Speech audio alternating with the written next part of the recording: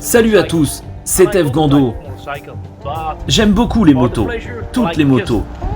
Et pour le plaisir, ce que j'aime, c'est les customs, les Harley. Celle-ci n'est pas une Harley, c'est une Honda Rebel 1100 cm3 avec une boîte DCT. Regardez, ici il n'y a rien, pas d'embrayage. Et pour moi, c'est la liberté. C'est pour cela que j'aime vraiment les motos.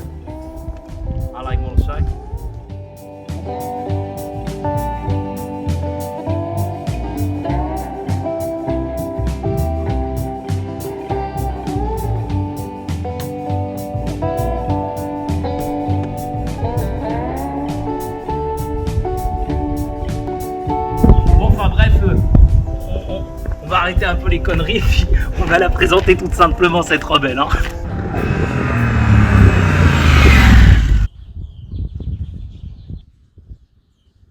Si je porte un magnifique t-shirt avec écrit Honda-Matic aujourd'hui, eh bien ce n'est pas pour rien et c'est pour vous présenter la toute nouvelle Honda Rebel 1100.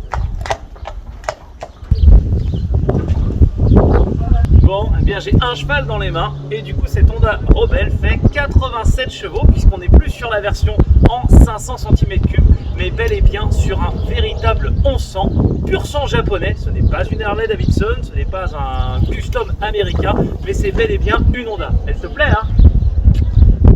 Je rappelle que l'ancienne était un petit 500 cm3 qui était vraiment très pratique puisqu'elle était légère, puisqu'elle était près du sol et offrait du coup un véritable confort pour une personne en permis A2 ou voire même une femme de petite taille. Cependant, quelques lacunes se faisaient sentir, notamment un manque de couple et un manque d'allonge. On se retrouvait vite en 6e avec l'envie de vouloir passer une 7e. Cette nouvelle Honda Rebel 1100 embarque le moteur de l'Africa Twin. Bien qu'il soit un petit peu assagi, on va retrouver les mêmes caractéristiques. Cependant, au niveau du style de moto, c'est complètement différent. On est sur un custom avec un véritable style bobber en parlant de ses gros pneus. Et du coup, l'avantage, c'est que comparé à un véritable Sportster ou un véritable custom, on est sur du Honda. Et qui dit Honda, dit avancée technologique. Côté style, cette Rebel 1100 embarque un grand monodisque à l'avant et franchement, ça lui donne un super look. L'étrier qui va le pincer est un 4 pistons, ce qui est vraiment plutôt pas mal lors des freinages. L'évolution de ce moteur ainsi que son augmentation en cylindrée, celle-ci développe 87 chevaux, n'est pas seulement la seule évolution. On va remarquer également des finitions plutôt exceptionnelles et vraiment plus qualitatives avec de véritables tubulures du coup en aluminium et surtout des finitions vraiment très sympas comme par exemple le frein arrière qui se montre vraiment bien présent et surtout en fait antidérapant. Enfin moi je trouve que voilà, c'est vraiment une belle pièce. Le dual clutch transmission qui sur l'Africa Twin est chromé se retrouve du coup noir sur la Rebel et moi je trouve ça vraiment très joli. On va avoir l'inscription 1100 cm3 qui annonce tout de suite la couleur et bien sûr des suspensions arrière à cartouche signées Showa qui vont assurer le bon maintien au sol de la moto ainsi qu'un confort exceptionnel. C'est pas vraiment ce qu'on va rechercher le plus sur un bobber custom, mais on a une petite selle conducteur assez confortable qui maintient bien avec une légère rehausse sur l'arrière, ce qui peut être très pratique lors des fortes accélérations. Le passager quant à lui sera un petit peu en reste avec un simple pouf qui apparemment n'est pas démontable, j'ai envie de dire quick quoi, c'est pas un truc à ventouse, mais et du coup les repose-pieds qui vont être ici. On est sur de la terre meuble là en plus là, du gravier. Voilà, c'est fait pour tailler la route ça. Je sais pas si je ferai plus de 10 km à l'arrière. Faut dire que cette moto elle s'adresse quand même à du plaisir. Je sais pas si c'est une moto qu'on va acheter pour rouler non plus tous les jours. Moi je béquille comme un gangster. Donc l'échappement d'origine, donc cette moto normale est normée Euro 5, cependant il ronronne vraiment très très bien.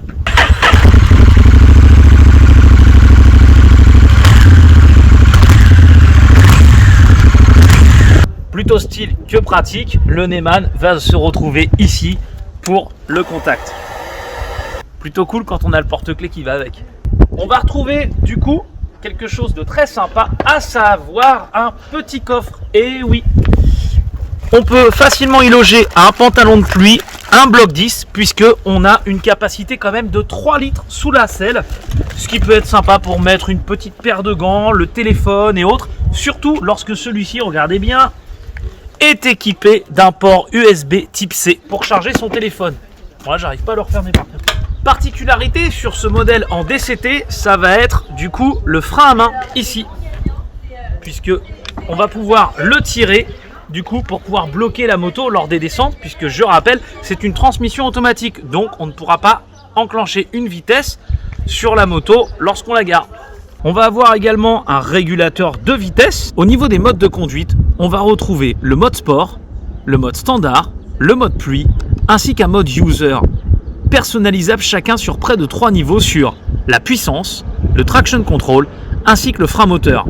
Enfin, ce compteur rétroéclairé, entièrement digital, va pouvoir afficher toutes les informations nécessaires à la conduite, à savoir la vitesse, l'heure, la température extérieure, ainsi que le traction control, l'ABS, le neutre, si le régulateur de vitesse va être enclenché ou pas, et également une jauge à essence.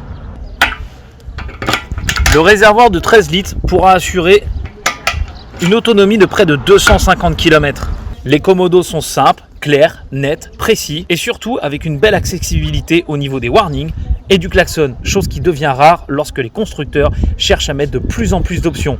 On regrettera quelque peu qu'il ne soit pas rétroéclairé, ça aurait été vraiment la petite finition sympa. Les utilisateurs de Honda en DCT ne seront pas perdus avec la commande de la boîte automatique, positionnable sur automatique et manuel, et enfin le régulateur de vitesse. Quel bonheur de retrouver sur cette Honda Rebel 1100 un éclairage full LED. Et la hauteur de celle de cette Rebel 1100 est de 700 mm, de quoi avoir vraiment les pieds posés bien au sol. Niveau conduite, on va pouvoir avoir les pieds dans cette position, et lui me fait chier avec son avion. Un petit regret quand même, c'est que la boîte DCT étant quelque peu proéminente, elle va avoir tendance à vous taper un petit peu dans les chevilles. Cependant, dans la logique, vous êtes plus en train de conduire comme ça et avoir une accessibilité permanente au frein arrière. On pourra, j'imagine, en accessoire, avoir des commandes reculées et avoir les jambes vraiment comme ça. Néanmoins, on a une position de conduite avec les pieds à plat et les jambes bien pliées sur cette moto. Route, ce sera beaucoup mieux que de papoter et voir ce que cette Honda Rebel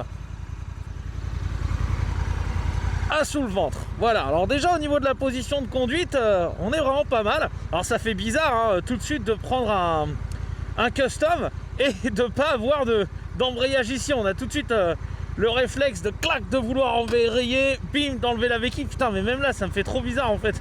Ah ouais, non, c'est incroyable d'avoir vraiment... voilà, là j'ai passé la première. Donc allez, on est parti du coup avec cette Honda Rebel 1100 en boîte DCT.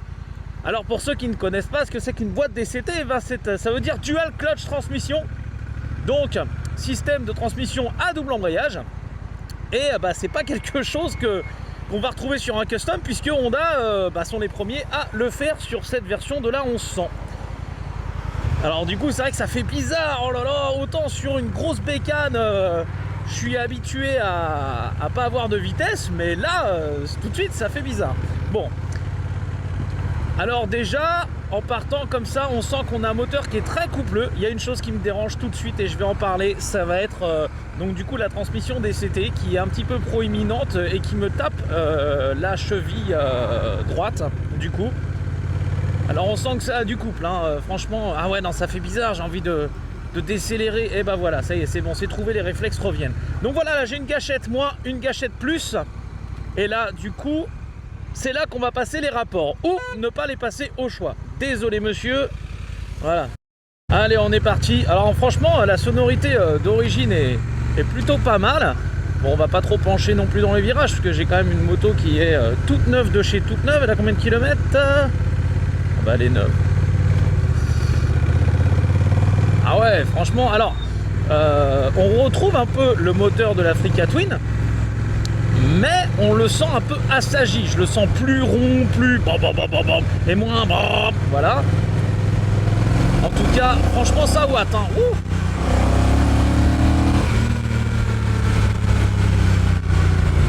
On a une accessibilité du frein arrière, par contre, qui est exemplaire. Voilà, on le retrouve bien là sous le pied. Moi je mesure 1m70, je suis assez correct au niveau de la position là. Ah, franchement, niveau maniabilité, c'est quelque chose. Ah ouais, tirer trop rond, on va faire gaffe, on va bien regarder. Ah ouais, c'est un plaisir à conduire, c'est un plaisir franchement. Ah grave, et moi qui suis habitué au gros trail machin et tout, là j'ai juste envie de rider tranquillos, confortablement avec. Je suis en 6ème à 60 km/h. On a un réservoir de 13 litres dessus, ce qui va annoncer une bonne autonomie d'au moins 500 200 bornes. Ah moi je suis dans le 500 là du coup avec cette histoire de rebelle.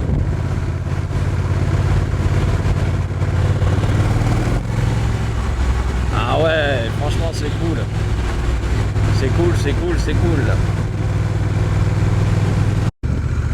Franchement, à conduire, c'est vraiment très sympa. On sent qu'on a de la puissance, on sent qu'on a du couple.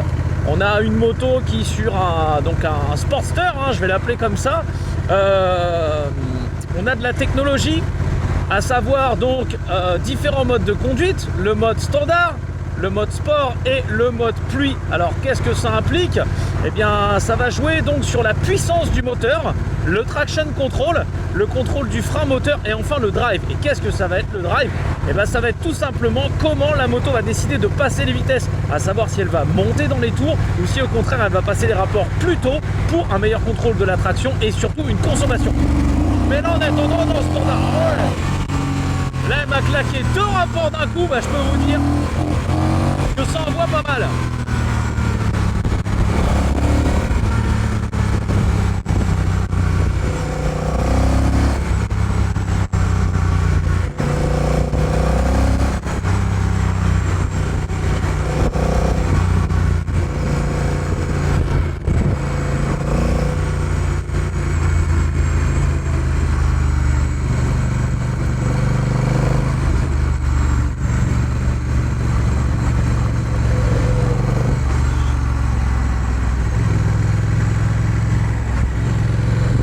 Ouais, c'est vraiment très agréable.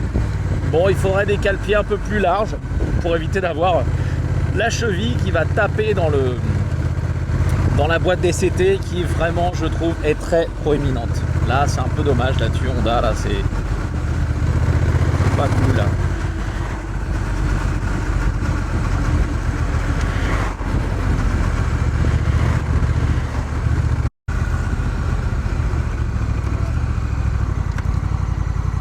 Bon du coup voilà, on n'est pas obligé d'avoir sa main sur l'embrayage lors des freinages limite à l'arrêt, puisque du coup la boîte de vitesse va réguler ça tout seul.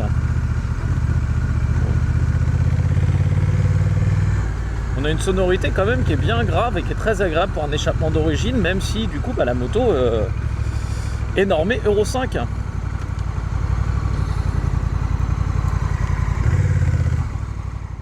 Retrouver aussi un ABS du coup avant arrière bien sûr, une moto normée Euro 5 et même un contrôle de cabrage, et ça sur ce genre de machine, croyez-moi, ça va pas être du luxe.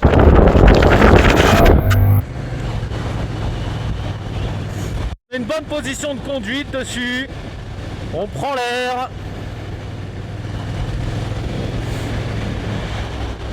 Il y a des chevaux quand il faut, 87 chevaux pour 283 kg. La boîte DCT, c'est vraiment un bonheur. On a des suspensions qui sont fermes, sans trolette, hein. On va le voir sur ce petit dodan là, attention. Tac tac, ouais franchement c'est cool. Ça lève un petit peu du cul, mais la selle est molle, hein.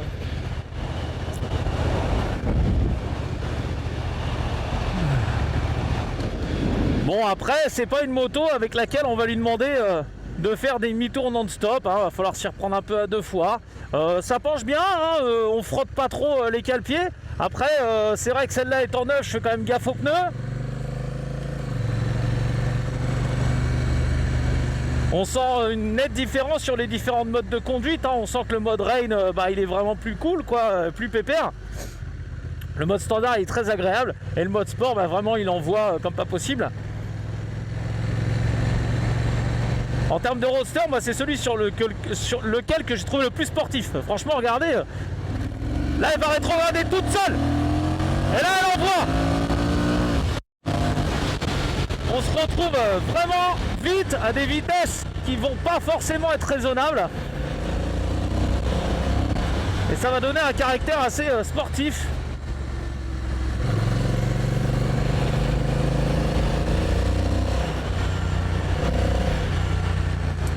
On a un frein arrière qui stabilise plutôt bien.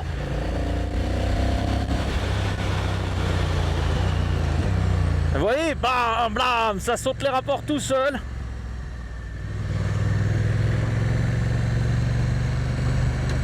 En ville, on a un couple qui est vraiment présent. Hein, ça reste tranquille. Là, on est en 3e, 40 km/h. L'avantage, c'est que niveau conso, on est pas mal. 4e, 40 km/h.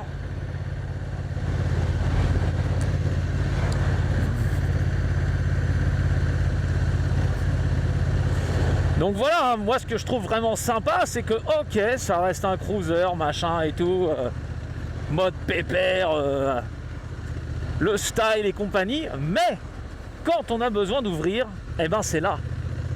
Et ceux qui ont déjà essayé le 1100 de l'Africa Twin pourront le dire. D'ailleurs, si vous souhaitez avoir mes impressions sur l'Africa Twin, je vous invite à regarder mon road trip RGA, donc où j'ai pu faire la route des Grandes Alpes à bord d'une Africa Twin.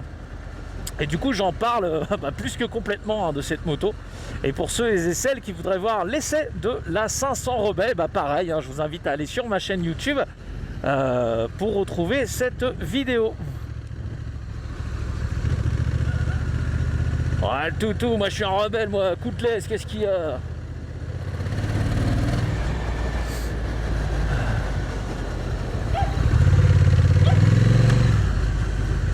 Ouais, franchement, à conduire, c'est cool, hein. C'est pas genre hasardeux, comme certains gros roadsters très lourds et tout. C'est franchement, voilà quoi, ça y va tout seul. Ça penche, etc.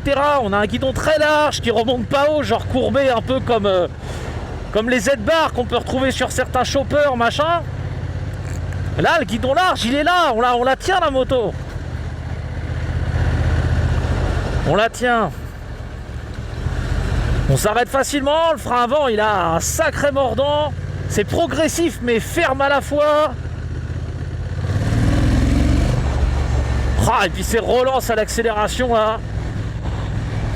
Même la sonorité, hein, franchement, même d'origine, moi j'aime beaucoup, hein. On prend du plaisir à l'écouter cette moto. Et pourtant malheureusement avec toutes leurs normes Euro 5 machin et compagnie, on étouffe les moteurs, on a des sonorités d'échappement vraiment comme ça. Et là, mine de rien, voilà, d'origine, c'est pas forcément dérangeant. Disons que ça va vraiment être pour le kiff qu'on va changer la ligne d'échappement ou l'échappement seul, hein, d'ailleurs. Je pense que X-Race, ils vont nous sortir un truc bien sympa. Voyez, boum, là, elle claque les rapports toute seule.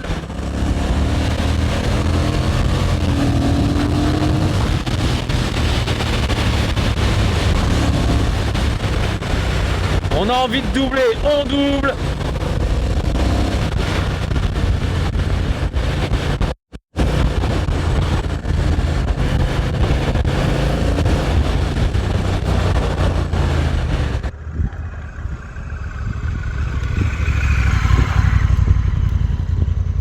Son prix, 10 500 € en boîte mécanique et 11 500 € en boîte DCT. Le tout garanti 5 ans. On a également hâte que les équipementiers puissent également faire des lignes d'échappement pour pouvoir écouter le ronronnement de ce 1100 de l'Africa Twin un petit peu assagi.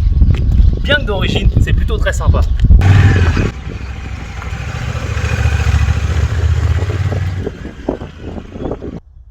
C'est vraiment un des derniers custom en fait, hein, en 1100 cm3, vraiment embarquant de la technologie, ou pourquoi pas le premier custom embarquant de la technologie, puisque on ne va pas se mentir, sa véritable concurrente dans ce domaine d'une moto vraiment épurée, ça va être le Harley 1248. On aimera sur cette Rebelle 1100 son look épuré, facilement personnalisable, la possibilité de l'avoir en boîte DCT, son moteur déjà rodé sur l'Africa Twin en 1100 cm3 offrant des accélérations franches ainsi que du couple, et j'ai envie de dire surtout ce niveau de technologie embarqué sur un custom. On n'aimera pas la proéminence de la boîte DCT qui vient taper un petit peu dans les chevilles et offre un certain inconfort, et également cet écran du coup LCD rétro-éclairé de manière inversée qui peut être parfois, je trouve, peu lisible. Malgré tout, il offre quand même toutes les caractéristiques dont on a besoin lors de la conduite et il est très complet. Je rappelle qu'il y a certains modèles concurrents qui n'offrent pas même de jauge à essence. Bien que ça puisse faire augmenter la facture, un écran vraiment couleur TFT aurait pu être disponible du coup sur ce modèle avec des options de personnalisation comme un compteur à aiguille, numérique, etc. Ça aurait vraiment pu être une initiative très sympa.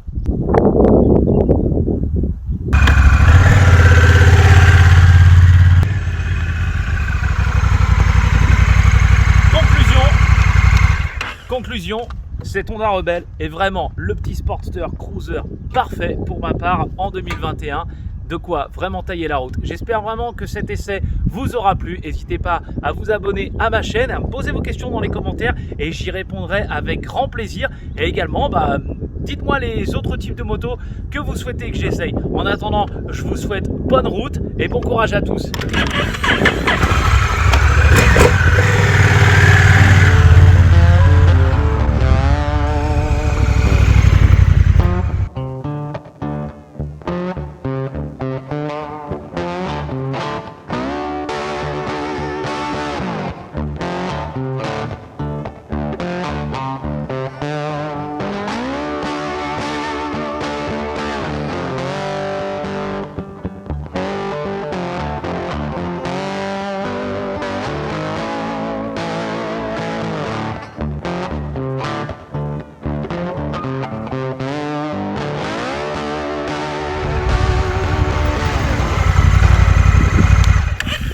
J'en profite également pour vous dire un petit mot. Je repars en road trip avec un XADV 2021 cette année. Ce road trip sera vraiment fait sur le thème du challenge puisque je compte partir très loin avec et ce malgré le confinement. Ce challenge, c'est aussi le quotidien de nombreuses personnes, notamment des personnes atteintes d'autisme et de leur famille. C'est pour cela qu'avec l'aide d'un ami à moi, Fabrice, on a décidé de créer une page qui s'appelle Travel for Autisme. Cette page vous amènera du coup sur l'association Opal Autisme 62 qui est une association en fait qui va procéder à des formations sur la sociabilisation, la scolarisation d'enfants et de gens autistes. Pour avoir accès à ces formations, il leur faut également des dons et c'est pour cela que je vous demanderai du coup de vous rendre sur la page d'Opal Autisme 62 et de leur faire directement un don. De mon côté, moi, je vais vous faire gagner du coup des packs Honda, des packs de goodies avec des stickers, des catalogues, des casquettes, des boussoles, plein de trucs, des stickers F Gando également. Et pour cela, rien de plus simple, je vous demanderai d'aller sur la page Travel for Autisme et de liker la page. Et si vous souhaitez faire un don à Opal Autisme 62, franchement, c'est encore mieux. Et en tout cas, pour participer au concours, tout est noté sur la page. Et moi, de mon côté, je vous ferai gagner ça. Voilà. Et en attendant, merci pour votre écoute. Et on se dit à plus tard. Ciao les mecs. Et les filles aussi, puisque cette rebelle est destinée aux nanas. Hop, première. On est parti.